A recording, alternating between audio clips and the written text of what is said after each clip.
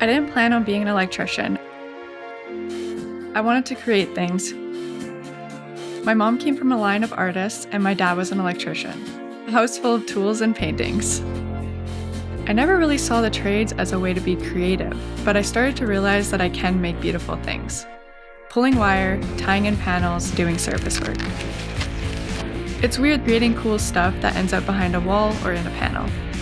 And that's sort of why I started posting. People loved it. I started sharing my process and what I was making. I get to be creative as an electrician, and I think people need to see that. There's so much room to make cool things in the trades, but most of the time you don't even see it all.